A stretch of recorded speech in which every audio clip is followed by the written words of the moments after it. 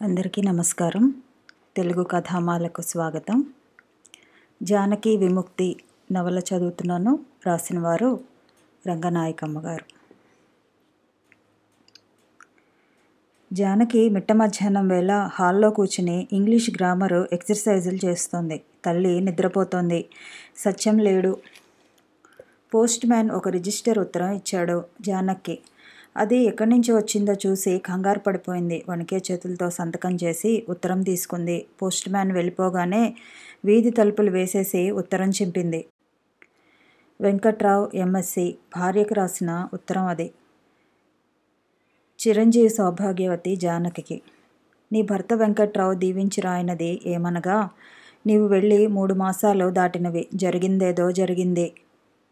నీవు వెంటనే బయలుదేరి రావలేను. ఇచ్చటికి వచ్చుటికేమీ సందేహపడవద్దు. మా అమ్మ యాత్రా స్పెషల్ ట్రైన్లో 2 మాసాలు ఉత్తర హిందూ దేశం నాకు తీర్థయాత్రలకు వెళ్ళుచున్నది.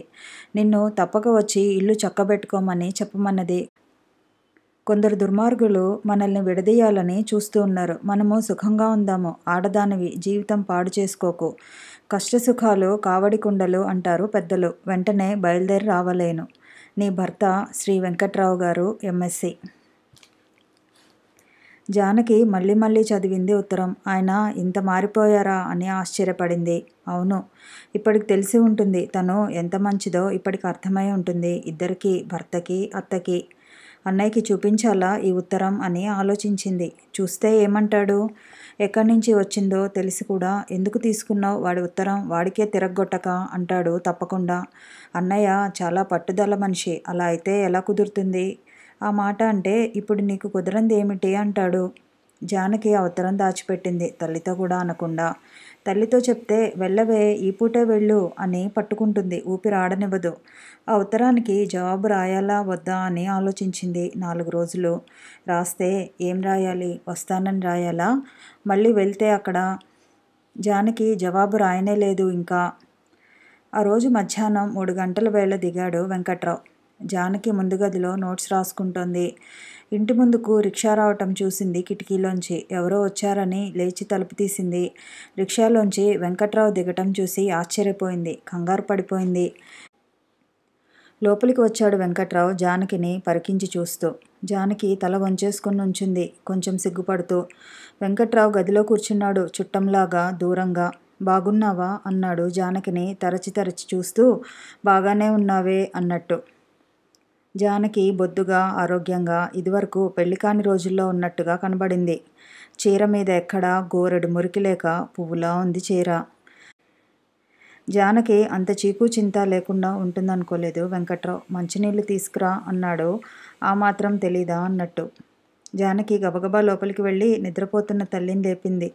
అమ్మా, అమ్మా, ఆయన వచ్చారే. ఎవరు? ఆయనేనమ్మా.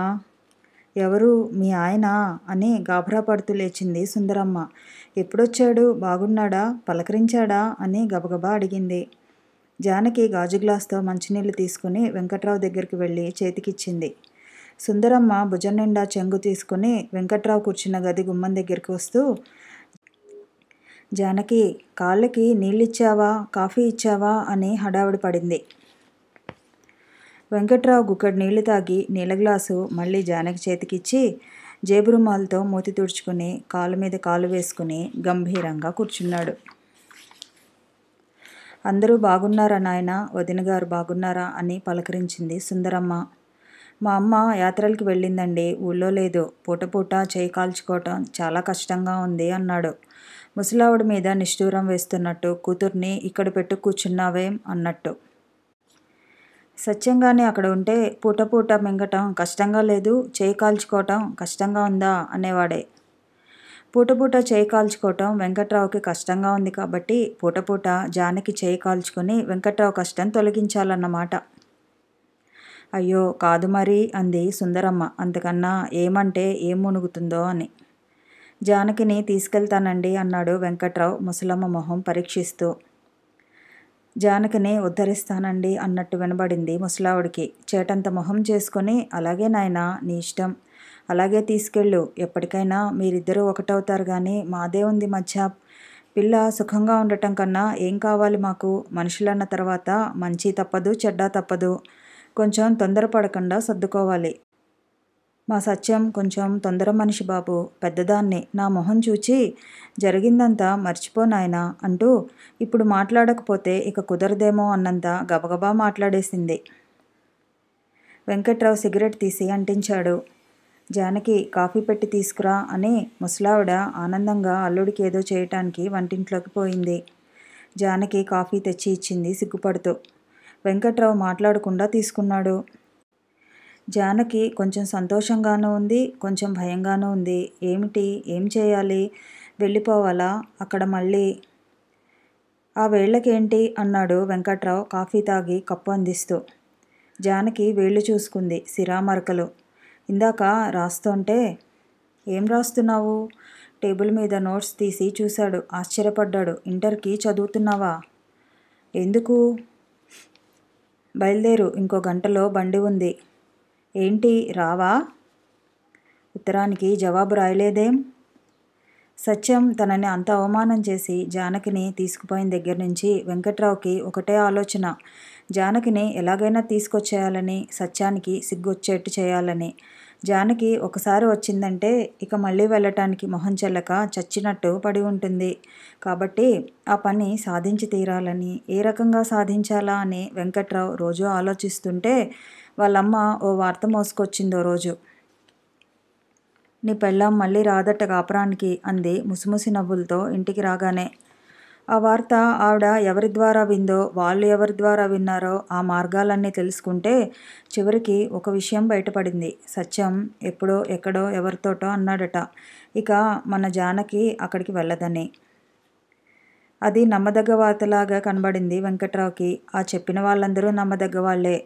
జానకిని ఇప్పట్లో వెనక్కి తీసుకురాకపోతే ఇక లాభం లేదని వెంటనే ఆ రిజిస్టర్ ఉత్తరం రాశాడు. ఆ ఉత్తరం జానకి చదివితే తప్పకుండా మెత్తబడుతుందని వెంకట్రావు నమ్మకం. వెంకట్రావు తల్లికి కొత్త కోడలు గురించి ఆలోచనలు సాగుతున్నాయి. ఆడదానికే అంత బెట్టు అయితే నీకేమిట్రా, మగమహారాజువే. ఇది పోతే దీని తాత లాంటిదొస్తుంది. ఈ సంబంధం చేసుకుని ఏం సుఖపడ్డాం అనటం సాగించింది అప్పుడప్పుడు. వెంకట్రావు అంత ఉత్సాహం చూపించలేదు తల్లి మాటలకి. సత్యానికి సిగ్గొచ్చేట్టు చేయకపోతే, జానకిని వదిలేసి మాట్లాడకుండా ఊరుకుంటే వాడు దాన్ని చదివించి పెద్దదాన్ని చేసేసి చూస్తుండగానే మళ్ళీ పెళ్లి చేసేస్తాడు. తను 100 పెళ్ళిళ్ళు చేసుకున్నా వాడు చేసిన అవమానం అవమానమే. జానకిని తీసుకొచ్చే ప్రయత్నమే చేయాలి ఏమైనా. అంత పట్టుదలతో బయలుదేరాడు వెంకట్రావు ఇక్కడికి. జానకి ఇక్కడ చాలా సుఖంగా ఉన్నట్టే తోచింది. జానకిని పసికట్టే ప్రయత్నాలు సాగిస్తున్నాడు. అత్తగారు వంటింట్లో ఉందని తెలుసు. కొంచెం కంఠం పెంచాడు. ఏదో ఒకటి తేల్చుకుందామని వచ్చాను. ఆడదానివి, నీకే అంత బెట్టు అయితే నేను మాత్రం ఎంతకాలం ఒంటరిగా ఉంటాను? తప్పు చేసింది మీరే, బిగదీసుకుని కూర్చుంది మీరే. అసలు నువ్వు ఆ రోజున చీకట్నే కాఫీ ఇస్తే నాకంత కోపం వచ్చేదా? సరేలే, ఇప్పుడు ఆ సంగతి ఎందుకులే. ఎవరికో ఒకరికి జ్ఞానం ఉండాలని నేనే బయలుదేరొచ్చాను. వెంకట్రావు మాటలు జానకేమంత ఇష్టంగా లేవు. ఏమిటో బెదిరిస్తున్నట్టు, దబాయిస్తున్నట్టు. మళ్ళీ ఎప్పట్లాగే. మా అమ్మ నా ప్రాణాలు తీసేస్తోంది, మళ్ళీ పెళ్లి చేసుకోమని అన్నాడు. ఉలిక్కిపడింది జానకి. వెంకట్రావు జానకి పమిట పట్టుకుని దగ్గరికి లాగాడు. ముభావంగా వచ్చింది, తల వాల్చింది. మా అమ్మ అంటే మాత్రం నేను మళ్ళీ పెళ్లి చేసుకుంటానా? నిజంగా నువ్వు రాకపోతే ఈ జీవితం అంతా ఇలాగే గడిపేస్తాను తెలుసా? నాకు కొంచెం కోపం ఎక్కువే, నిజమే. నా కోపమే చూసావు గానీ నా హృదయం చూడలేదు నువ్వు. నువ్వు ఇక్కడ సుఖంగా ఉన్నావు గానీ నేను నీకోసం ఎంత విచారపడుతున్నానో. నీ అంత మంచి భార్య నాకు మళ్ళీ దొరుకుతుందా? 1000 జన్మలెత్తినా దొరకదు. ఆ మాత్రం నాకు తెలీదనుకున్నావా? మొన్న ఎవరో పిల్లనిస్తామని వచ్చారు. పిల్ల ఫోటో కూడా తీసుకొచ్చారు. కోతికి నగలు దిగేసినట్టు ఉంది. నీ మొహంలో కళ ఎంతమందికి ఉంటుందిలే. ఆ పిల్ల అందంగా ఉంటే మాత్రం చేసుకుంటాననుకున్నావా? నేను బాగా కోపంగా మాట్లాడాను వాళ్ళతో. నా భార్య బతికి ఉండగానే మీరు నాకు పిల్లనిద్దామని వచ్చారా? అసలు మేం విడిపోయామని మీకెవరు చెప్పారు అని బాగా అన్నాలే. నీ అన్నే ఎక్కడెక్కడో వాగాడట మన సంగతి. నాకేదో నష్టం చేద్దాం అనుకున్నాడు గానీ అప్పటినుంచి మా పిల్లనిస్తామని ఎగబడుతున్నారు తెలుసా? ఏదో మనలో మనకి పొరపొచ్చాలొచ్చినంత మాత్రాన రెండో పెళ్లి చేసుకోమంటావా అని మా అమ్మని కూడా కేకలేశాను. అప్పటినుంచి మా అమ్మ కూడా ఆ మాట ఎత్తడం లేదనుకో. చెప్పుకుపోతున్నాడు. జానకి వింటోంది నేలచూపులు చూస్తూ. జీవితమంతా కలిసి ఉండవలసిన వాళ్ళం మనిద్దరం. మీ అన్న ఎన్నాళ్ళు చూస్తాడు నిన్ను? రేపు పెళ్లి చేసుకున్నాడంటే ఇప్పుడు చూసినట్టు చూస్తాడనుకుంటున్నావా? తన సంసారం గొడవలో తను పడిపోతాడు. మీ అన్న మంచివాడైతే మాత్రం ఆ వచ్చే ఆడది మంచిదవుతుందా? జానకి కోపంగా ఉన్నట్టు అనిపించడం లేదు వెంకట్రావు పరిశోధనకి. చూడగానే కోపంగా మాట్లాడుతుందేమో అనుకున్నాడు. మీరు నన్ను తిడతారు, కొడతారు అంటుందేమో అనుకున్నాడు. అన్న బాగా నేర్పి పెట్టాడేమో, ఎన్ని అడుగుతుందో అనుకున్నాడు. కానీ నోరే విప్పదే, కొంచెం మెత్తబడే రకంగానే ఉంది. నా మాట విను. భార్యాభర్తల బంధం జన్మజన్మల బంధం. మూడుముళ్ళు పడిపోయాక మళ్ళీ కాదనుకుంటే కుదురుతుందా? అలా అయితే భార్యలు భర్తల్ని వదిలేసుకోరు. ఇక కాపురాలు నిలుస్తాయా? ధర్మం నిలుస్తుందా? ఏమిటి ఆలోచిస్తున్నావు? నేను పూర్వంలాగే ఉన్నాననుకుంటున్నావా? నాకు కొంచెం మంచి చెడ్డలు తెలుస్తున్నాయి. ఈసారి జానకిని చాలా ప్రేమగా చూడాలనుకుంటున్నాను తెలుసా? నువ్వు నమ్ముతావో లేదో గానీ ఆశ్చర్యంగా వింటోంది జానకి. వెంకట్రావు పరీక్షగా చూస్తున్నాడు జానకిని. నమ్ముతోందా అన్నట్టు. మాటలు దూసిపోస్తున్నాడు జానకి మీద. ఎన్నడూ ఊహించలేని ప్రేమ కురిపిస్తున్నాడు జానకి మీద. జానకి ముసిముసి నవ్వులు నవ్వుతోంది, సిగ్గుపడుతోంది. ఒకసారి కిటికీలోంచి బయటికి చూసి కంగారు పడిపోతూ మా అన్నయ్య వస్తున్నాడు అని గబగబా వెంకట్రావు దగ్గర నుంచి వెళ్ళిపోయింది. వెంకట్రావు కూడా కాలు మీద నుంచి కాలు తీసి కుర్చీ లోపలికి జరిగి అక్కడే దొరికిన జానకి నోట్సు మొహానికి అడ్డం పెట్టుకొని దీక్షగా చదువుతూ కూర్చున్నాడు. సత్యం గదిలోకి వచ్చి కుర్చీలో మనిషిని చూసి ఆశ్చర్యంగా, కోపంగా లోపలికి వచ్చాడు తల్లి దగ్గరికి. ఎప్పుడొచ్చాడు? కుర్చీ ఎక్కాడేమిటి? ఎవరు రానిచ్చారు ఇంట్లోకి అని గట్టిగా కేకలేశాడు, కుర్చీలో మనిషినే అడుగుతున్నట్టు. వెంకట్రావుకి శుభ్రంగా వినబడ్డాయి ఆ కేకలు. సత్యం తల్లి అవ్వా అని నోరు నొక్కుకుంది. కాస్త నెమ్మదిగా మాట్లాడు నాయనా అన్నట్టు బతిమిలాడుతూ, ఊరుకో కాసేపు, దాని కాపురం కుదుటపట్టం కన్నా ఏం కావాలి మనకి? ఏదో ఇన్నాళ్ళకు బుద్ధి తెచ్చుకుని వచ్చాడు అని కంఠం నొక్కుకుంటూ మాట్లాడింది. వాడికి బుద్ధా? గాడిదకి బుద్ధొస్తే వాడికి బుద్ధొస్తుంది. అసలు ఎందుకు వచ్చాడట? ఏమంటాడు? ఏంటి? వాడికి ఉప్మా కూడా చేస్తున్నావా? వాడికి ఒక్క పిసరు కూడా పెట్టడానికి వీల్లేదు. అంతా మనమే తినేద్దాం. మర్యాదలు చేస్తున్నావా వాడికి అని మండిపడ్డాడు పొయ్యి మీద వ్యవహారం చూసి. వెంకట్రావు లాంటి వాళ్ళు మహామూర్ఖ పౌరుషాలతో ఉంటారు కాబట్టి తనతో అన్ని తన్నులు తిన్నా వెంకట్రావు మళ్ళీ ఇక్కడికి వస్తాడని సత్యం ఎన్నడూ అనుకోలేదు. కోపంతో వాడికై వాడే జానకిని వదిలేసిన పీడ విరగడైనట్టేనని సంతోషించాడు చాలాసార్లు. కానీ వాడు రావటం, వాడికి ఉప్మాలు చేయటం, అమ్మ వ్యవహారమా ఇది అన్నట్టు ఆతృతగా చూశాడు జానకి వైపు. జానకి నిలబడి తపస్సు చేస్తున్నట్టు మాటామంతి లేకుండా నిలబడి ఉంది తలుపువార. జానకిని చూస్తే ఎందుకో సత్యానికి చాలా సందేహం వచ్చేసింది. జానకి కూడా ఈ మర్యాదల వ్యవహారంలో ఉందేమోనని. సత్యం కేకలు పట్టించుకోకుండా సుందరమ్మ జానకిని తీసుకువెళ్తానంటున్నాడు అంది. అదిరిపడ్డాడు సత్యం. జానకినా? తీసుకెళ్తాడా? ఎక్కడికి? ఎక్కడికేమిటి? వాళ్ళ ఇంటికి వాళ్ళు పోతారు. సత్యం జానకిని కంగారుగా చూశాడు. ఛీ, నేను వెళ్ళను అనటం లేదు జానకి. మొహం వాలేసి అలాగే నిలబడి ఉంది. నువ్వు మాట్లాడావా జానకి వాడితో? ఏమన్నాడు? రమ్మంటున్నాడా? ఏమన్నావు నువ్వు? జానకి అనలేక ఎంతో శక్తి కూడదీసుకుని ఇప్పుడు ఆయన చాలా మారిపోయారన్నయ్య అంది. నిర్ఘాంతపోయాడు సత్యం. తన చెవుల్ని తను నమ్మలేనట్టు చూశాడు జానకిని. మారిపోయాడా అని జానకి మాటలకి మళ్ళీ ఆశ్చర్యపడ్డాడు. ఏం మారాడు? గాడిదలోంచి కుక్కలోకి మారాడా? కుక్కలోంచి పందిలోకి మారాడా? ఏవైనా బుద్ధి ఉండే మాట్లాడుతున్నావా? వాడి మాటలన్నీ నమ్మి మారిపోయారన్నయ్య అని నాకు చెప్తున్నావా? కాసేపు ఎవరూ మాట్లాడలేకపోయారు. జానకి ధోరణి సత్యానికి దుర్భరంగా ఉంది. సాధ్యమైనంత వరకు కోపం తగ్గించుకోవాలని సతమతమయ్యాడు. ఏమిటి చెప్పు? ఎందుకీ ముసుగులో గుద్దులాట? మాట్లాడకపోతే ఏం తెలుస్తుంది? వెళ్ళాలనుకుంటున్నావా? నీ అభిప్రాయం ఎలా ఉందో చెప్పు. నేను వెళ్ళకపోతే ఆయన మళ్ళీ పెళ్లి చేసుకుంటారన్నయ్య అంది జానకి కొంచెం దిగులు పడుతూ. చేసుకోనియ్యి, నీకేం? వాడు పెళ్లి చేసుకుంటే నీకేం? ఏట్లో పడితే నీకేం? ఇంకో ఆడదాన్ని కాల్చుకు తింటాడే అని విచారించాలి గాని వాడు ఏం చేస్తే నీకెందుకు? వాడితో జీవితమే వద్దనుకున్న తర్వాత. జానకి తల వంచి ఏడుస్తోంది. సత్యానికి అసహ్యం వేసింది. తమాయించుకోవటానికి ప్రయత్నించాడు.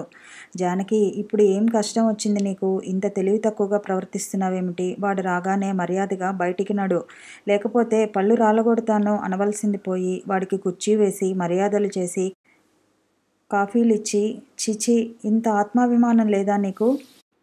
నిన్ను కుక్క కన్నా హీనంగా చూస్తాడు. కాలి తన్నులతో తప్పితే పలకరించడు. అలాంటి వాడి దగ్గరికి మళ్ళీ బయలుదేరినా వద్దా అని ఇంతసేపు ఆలోచిస్తున్నావా?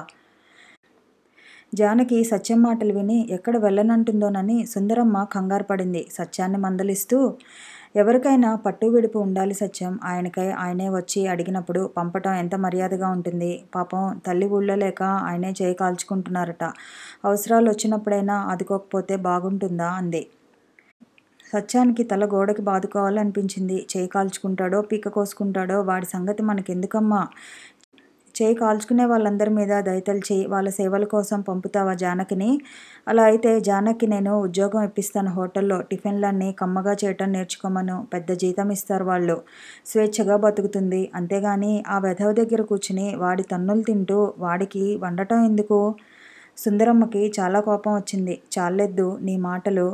కష్టమైనా సుఖమైనా ఓర్చుకుని కట్టుకున్న మొగుడితో కాపురం చేస్తారు గానీ హోటల్లో ఉద్యోగం చేసుకుని బతకటానికి దానికేం కర్మ? ఒకసారి అనుకున్నా ఆడుకున్నా వాళ్ళిద్దరూ ఒకటి కాకపోరు. దాని కాపురం దానికి ఉండాలి గాని. సత్యానికి తల్లితో మాట్లాడడానికి రోత పుట్టి జానకి వైపు మొహం తిప్పి, నువ్వేం మాట్లాడవేమిటి అన్నాడు. సత్యం వచ్చిన దగ్గర నుంచి వెంకట్రావుకి పెద్ద గందరగోళం వినబడుతోంది వంటింట్లోంచి. సత్యం జానకిని రానివ్వడని దడపట్టుకుంది. కాసేపటికి గదిలోంచి లేచి హాల్లోకి వచ్చాడు. కంఠంలో ఏదో మార్పు చేసి అతి నెమ్మదిగా జానకి అని పిలిచాడు. కథ కొనసాగుతుంది. మళ్ళీ కలుసుకుందాము. ఈ వీడియో నచ్చితే లైక్ చేయండి, షేర్ చేయండి, కామెంట్ చేయండి, ఛానల్ని సబ్స్క్రైబ్ చేయండి.